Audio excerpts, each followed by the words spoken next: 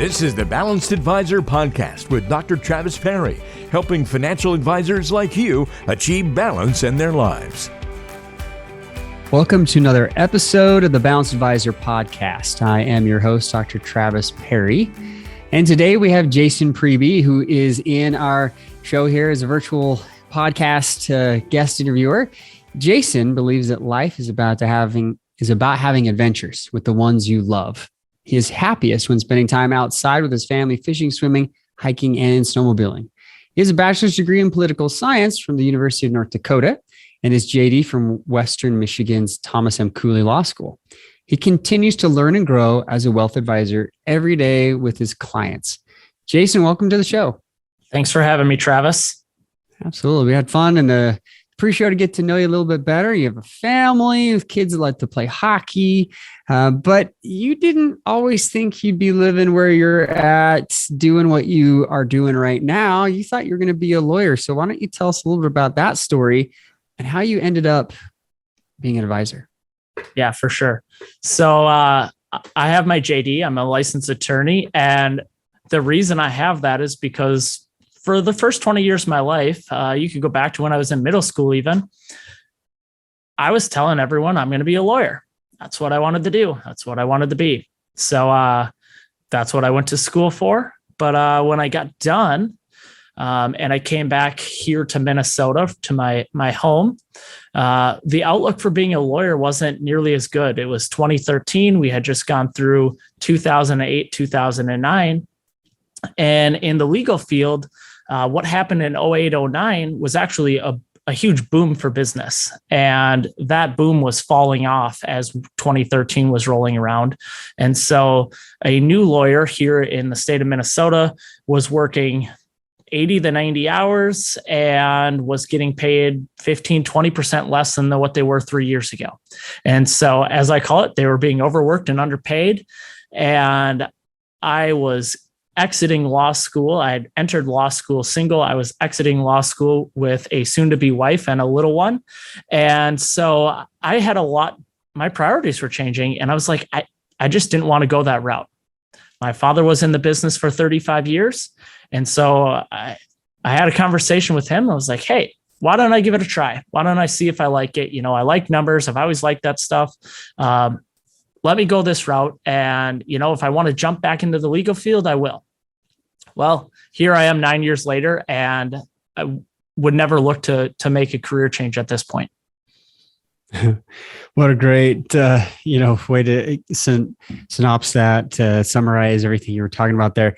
You know, I sat down with a JD MBA as I was looking at doing a master's, and I asked him, what's the benefits of having the JD? You know, if I want to do an MBA or if I want to be an advisor and get my CFP. And one thing he told me is like, Travis, do not be an attorney if you never intend on practicing. So you made a really good point, Jason, that is I'm practicing attorney because that's 3 years of your life, possibly two if you're 1.5, if you throw it in with an MBA. But good advice, bad advice, Jason, what do you think? I think getting the JD was one of the best things that I've ever done. As a new, younger advisor, it gave me a lot of credibility. 3 years after starting in this field, I had my CFP as well. But I've always looked young, and I really looked young when I was in my 20s. Now I'm losing a little bit of my hair up top, so it's quite obvious that I'm a little bit older. But it gave me a lot of credibility. And the other thing, beyond the credibility, it gave me a lot of education. There is a lot in the legal field that overlays with financial advising. The first one, most obvious, estate planning. Well, of course, if we're being good advisors, we're incorporating estate planning, legacy planning, all those types of things. The other thing that I think is extremely valuable that is under talked about, underappreciated, is all of the business entity, business formation, transactions, all those types of things that small business owners, big core of our business, that we can help, we can walk through, we can talk, we can guide. And as I always describe, yeah, we're going to get an attorney involved on the estate planning. I'm not doing it for you. I'm not giving you legal advice there, but we can start giving some guidance, some practical understandings of what's going to happen and what's going to transpire. And then we can pull in the attorney that's going to charge us $300, $400, $500 an hour, and we can utilize them as efficiently as possible. So I would absolutely say that getting your JD is worth it if you're planning on doing, full on financial planning and really getting in depth with your clients. Really great answer. Yeah, that's a good perspective that, I think my advisor at that point probably didn't have. He was an advisor. I was thinking more of the MBA plus the JD, but having the JD with the comprehensive financial planning, you probably cannot go wrong. And I love that industry insight. So you run your business, you're doing extremely well as an advisor, you have a family, and you made it through law school, still married, which quite honestly, that is a significant thing in and of itself. There's a lot of studies as I did my PhD in family relations. I looked at marital divorce rates and master's degrees, dentists, lawyers, very high divorce rate going through with all the study and everything. And now you have your own business, you've done things very well. Let's talk about definition of balance. So for you, and maybe some of this dovetails back into the educational part, like how you kept your balance through that. But tell us, what is balance for you? What does that look like?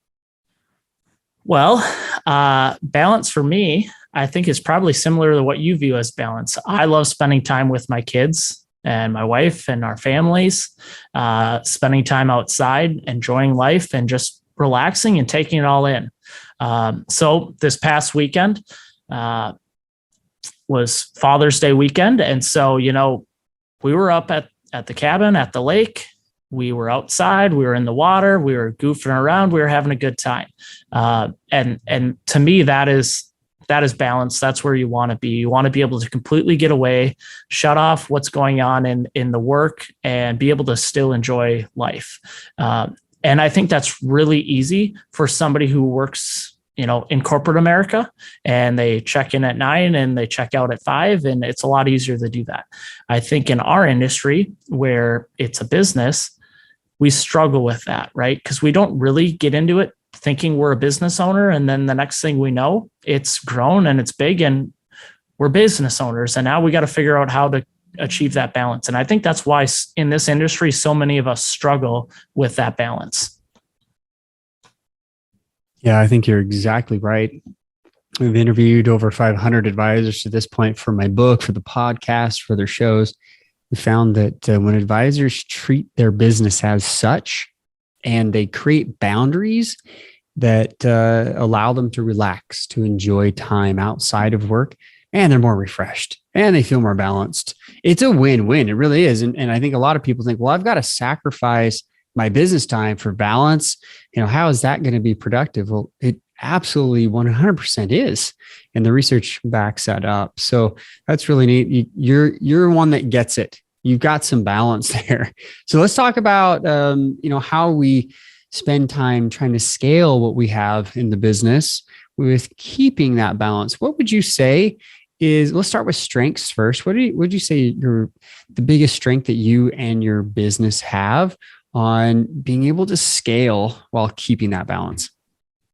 I think the first thing and the most important thing as far as a strength is the people we have on our team. We value everyone on our team. They're all very important to us. And I think you can see that in our team. I can trust that my team and the people that work with me are going to treat what they do for work and our clients as their own. And if you don't treat your employees right, then you're going to struggle to get off the ground, because that's the most core thing to be able to grow and turn it into that business side. Beyond that, I think just making sure we take the time to have fun throughout the day. Follow up on that. What do you guys do specifically, what does it look like to have fun at the office? I mean, for us, we have turned our conference table into a ping pong table so that we can just do something else, once in a while. I'm not saying we're playing ping pong all day long. It's few and far between. But when we need to, like, hey, we just need to break it up. We do something fun. We do lunch. We do ping pong. We might do a team building activity. What is it for you guys? What do you do? So a couple of things. We regularly do volunteer events with the whole team, whether that's in our area, it's Feed My Starving Children is one of them we do really regularly, which is packing food to be shipped overseas. We love getting out and doing that. We do street cleanup, yard, park cleanup, those different things. We do a lot of lunches, both in and out of the office.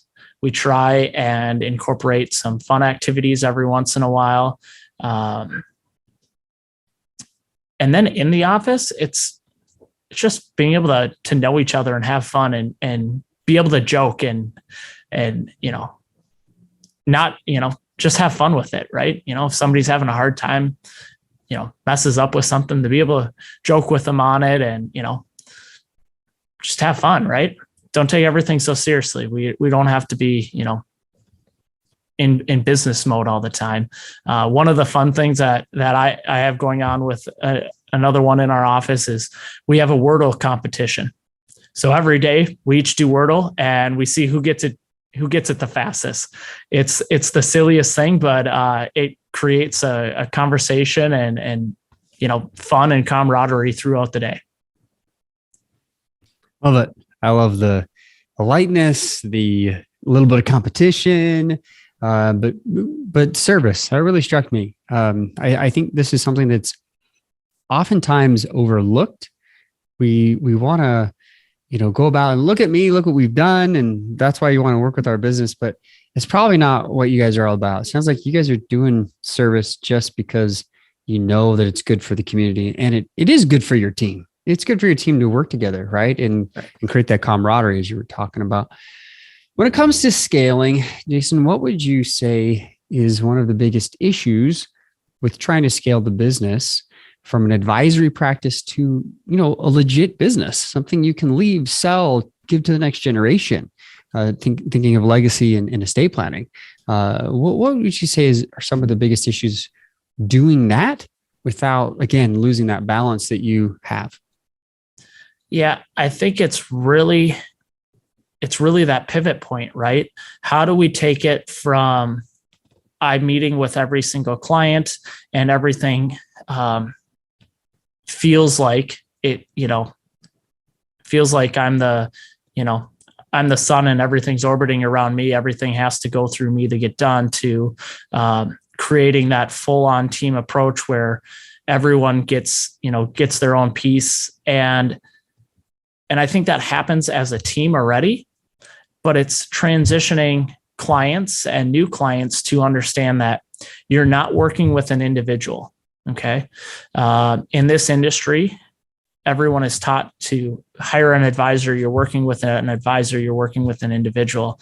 And we are really trying to slowly make that change to, yes, I have a lot of value. And for the most part, you're going to meet with me, and that's where we're at.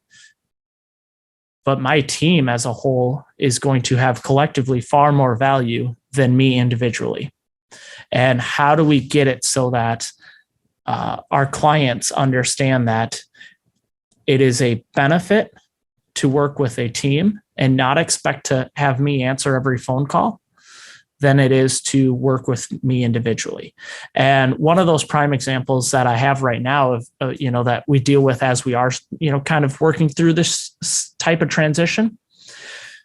Jillian she answers our phones, handles kind of client logins and all those types of issues that would come up.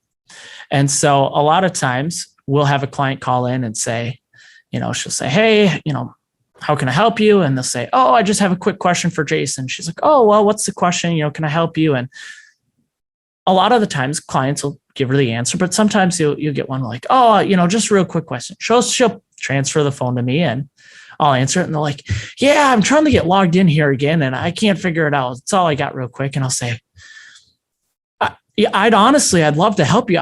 I couldn't reset your login if my life depended on it right now. I'm going to transfer you back to Jillian. She's way better at handling that. I just have no idea. Right.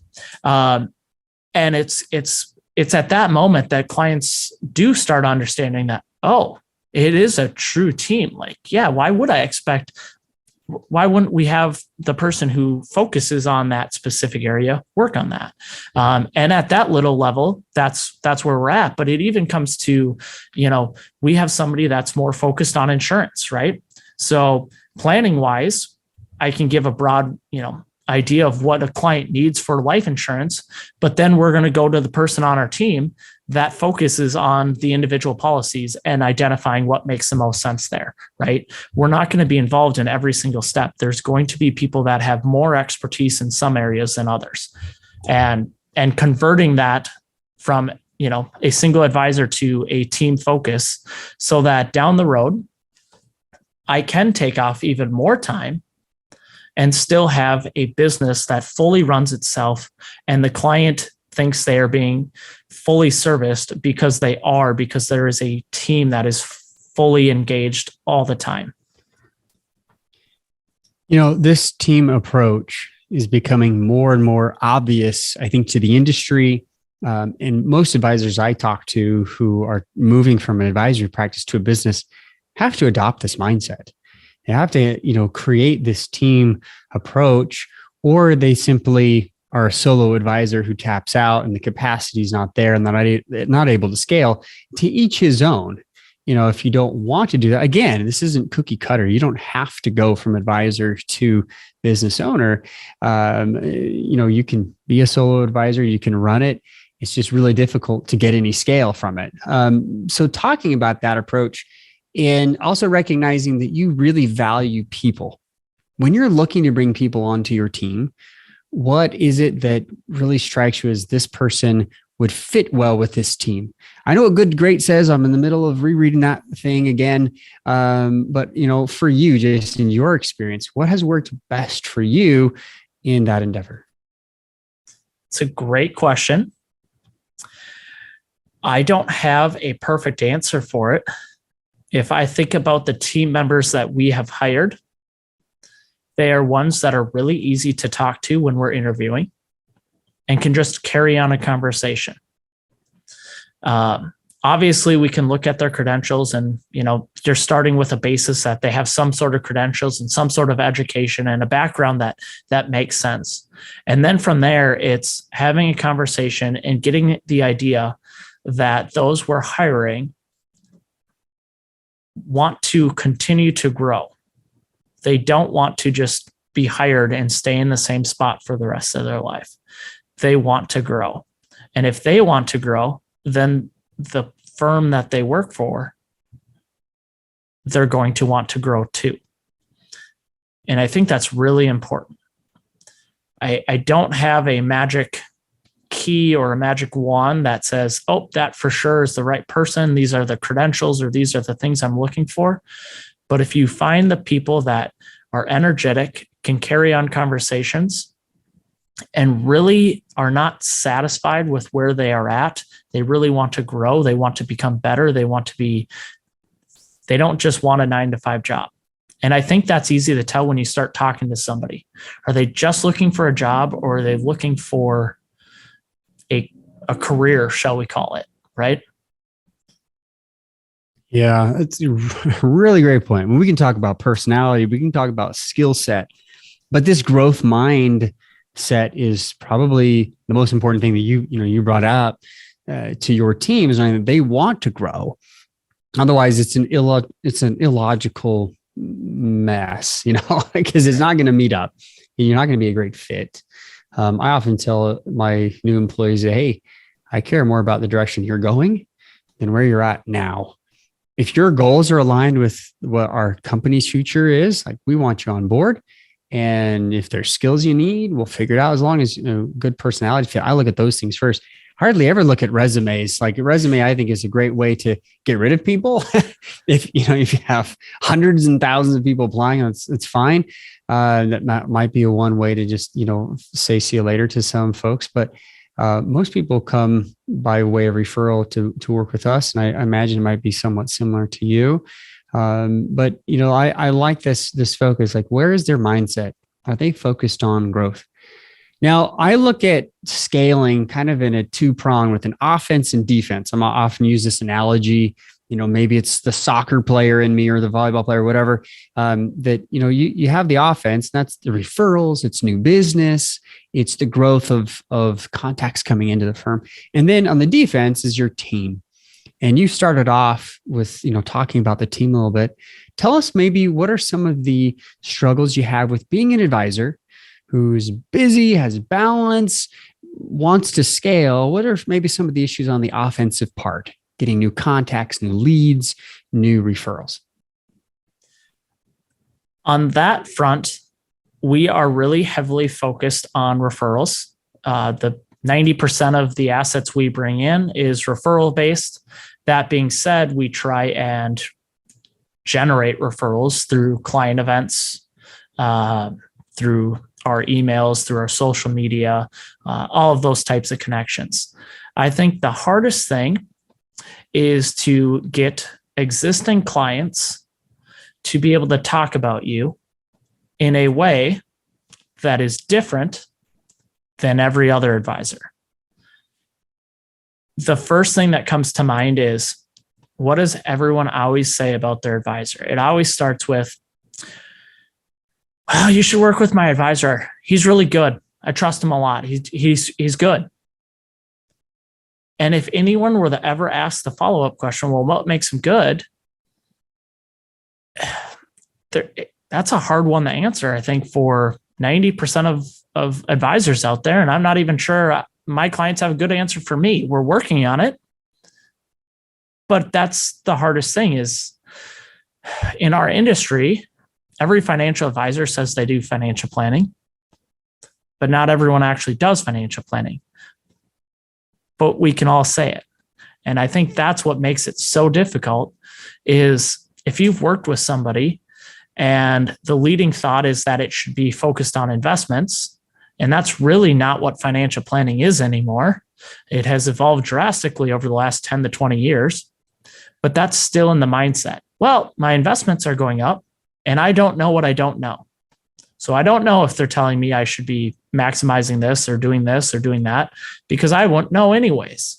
And so as long as I'm saving enough and it seems like my investments are going up, I've got a good advisor. And it's really hard to break that mentality. And nobody likes talking about finances. So how do we convince our clients to make us referable and have conversations without seeming like we are desperate? Yeah, great point. So I recently interviewed Bill Cates, and at this point, he's not on the official published podcast list yet. He will be this next quarter. So those of you who are listening to this likely have seen that show and episode. And I'd say go watch that. Bill's great. I love Bill. He's written several books on this very issue of referrals. But something else that you mentioned is also super important, and that is what do your existing clientele tell you or tell their friends? Tell that ideal client that they're talking to about you.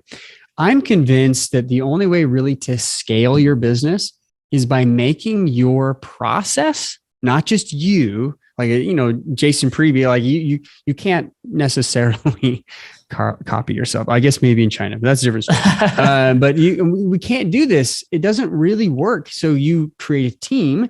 And then if your clients are out there giving your spiel and knowing, what sets you apart versus, hey, he's a really good guy and I trust him, which is super important. What makes the process transformational? That is the key word that I always am talking with advisors about. Okay, so what do you do? Great. Now, tell me, if I was to ask all of your clients, has this been a transformational process for you? Would they say yes or no?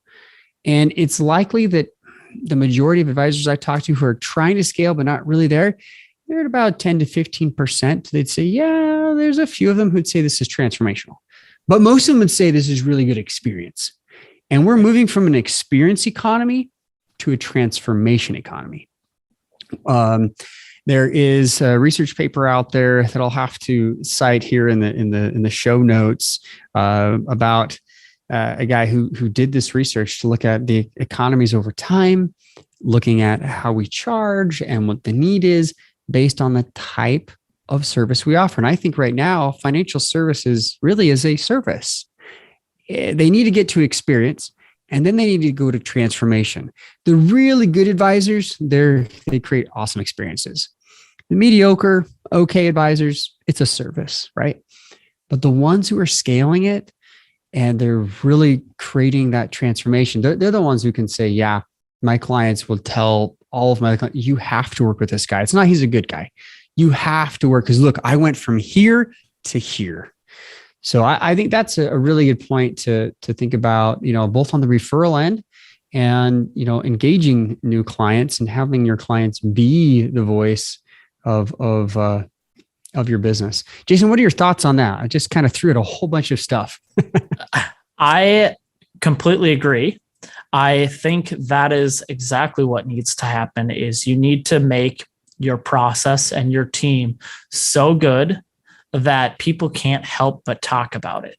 A few of those ways that we are implementing and trying to, kind of set ourselves apart, right, is through that client engagement and through that client engagement on a team level.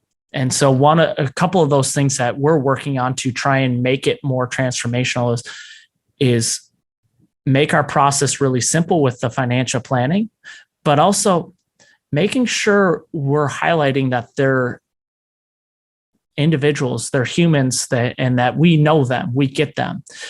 So if we have clients that have wedding anniversaries or it's a big birthday coming up, sending them a special gift, right, that they get in the mail, personalized from us, right, that says, hey, yeah, we know that.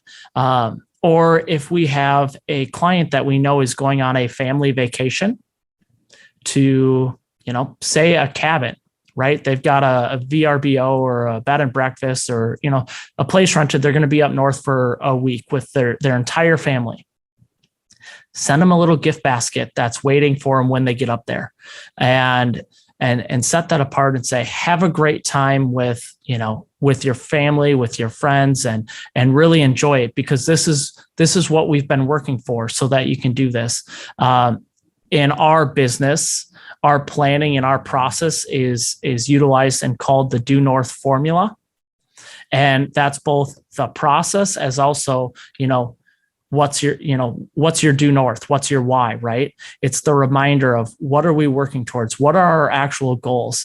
And I think it's really easy to, get caught up in a client's goals. And the reality is 75% of everyone's goals, if you just, throw a dart at the wall, is going to be retirement of some nature, whether it's early retirement or, whatever you want to call it. It all comes down to, the reality is it comes down to, do they have enough money to do the things they want to do? And we like to put a big, plain sticker on it that says retirement. Well, for some people, retirement means I just want to work less. I want to sell part of my business. For some people, it means I want to do a ton of traveling and I don't want to do anything with my business. Get rid of it. I'm done. I'm out and nothing more. And there's just such a wide range, right? And then all the different interests that everyone has. Everyone's doing it for a different reason. Some people are doing it because they have health issues. They're afraid of how long it's going to last. And so really understanding your client and what makes them tick, that will help drive the transformational experience. If you can find what makes them tick and you can remind them that that, you'll set yourself apart. Well, that's great ideas. I'm sure got a bunch of other things that you do to create those great experiences, the due north formula, the, trying to create expectations, right? That, exceed their expectations of your clients is a wonderful thing to do. If I showed up at any Airbnb and there was something waiting for me, I'd be floored. I've stayed at dozens. Never has that ever happened, Jason, except for maybe like a note or something like, hey, we hope you enjoy your time. But what a wonderful idea to stay, in touch with your clients. More than anything, those that do north from, what is their purpose? What is it that really makes them tick? And, you'll create those relationships that they'll never leave, right? If they know you're hanging on to what really is important to them. To end the segment, you've given us some great advice. You talk about your struggles, talk about what, you're doing really well. When it comes to keeping your balance, what advice would you give to other advisors out there who are listening, who, they're really trying to be in the spot that you're in, growing with your team and really enjoying being an advisor? I guess my biggest advice would be, I find myself personally feeling like I have to be sitting in this chair in order to be working. And there's some days where I come and I sit in this chair and I just don't have a lot of motivation to do anything. And I think we need to remember that we are business owners. And so if I show up here and I don't feel like doing anything, I need to stand back up out of this chair and I need to just go do what I want to do, recharge, re-energize, and enjoy the day. And then come back. And when I am in this chair, make sure that I am going 100%. Because if I do that, I can get a heck of a lot more done in less time. And I can focus and have a lot more energy and free time to do the things I want to do by not sitting in this chair and, quite frankly, wasting my time. Yeah, really good point. I love that you start off, your whole intro, a lot of advisors focusing on their business. We just asked them to bring a bio. Like, you focus on what you love doing, what energizes you. And that, quite honestly, is a really big key to achieving balance, is do those things that really light you up. If it's your family, if it's staying active, if it's being spiritual, like I find those are the top three for most advisors. And yep. That is a great way to end the segment. Remember, advisors out there who are listening, like, you can scale, you can keep your balance. If you're struggling with balance, obviously this is a great podcast to be listening to. This is a segment we've really been focusing on. How do we scale it while keeping this? So Jason, thank you for being a part of this. Thanks for contributing back to the industry. Absolutely. Thank you for having me. I really appreciate it. Yeah, excellent. Thank you again. And listeners, like, share, subscribe, give us a great rating there, whatever podcast platform you're listening to, and share this up. If there's someone out there who needs some encouragement, who needs a little bit of Jason in their life to know, like, yeah, he's doing it, I can do it too. Share it up with them and keep the good vibes going. And remember, if anything else, on this quest for balance, to live life on purpose. Thanks, everyone.